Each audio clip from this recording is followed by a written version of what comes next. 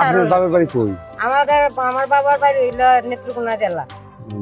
এখানে যদি বাবর দাঁড়ায় সে যে কোনো ব্যক্তি হোক সে ফাঁস করে, কারণ হইলো একটাই, বাবর দাঁড়াইছি সে কারণ হইলো একটাই, আপনারা খুলনা মনে নেই না, আমি খোলামেলা চাকরি সে এই কারণে সে গরিব নাই, হিন্দু নাই, মুসলিম নাই, খ্রিস্টান নাই, বৌদ্ধ নাই, সে সম অধিকারে মানে সবাই আপনার কাছে গেছি, আপনার সাথে কথা কইতাম পারছি, অতখানি অধিকার আমরা অতখান চাই, আর কিচ্ছু না।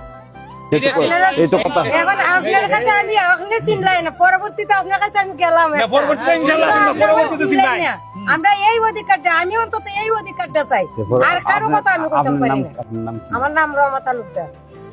আমি ছেলে মেয়ে, কইছি আপনার আমার ছেলে মেয়ে কয়জন? দুইটা ছেলে একটা মেয়ে, এবার একজন এসএসসি পরীক্ষার্থী, এটা কি ও ছেলে?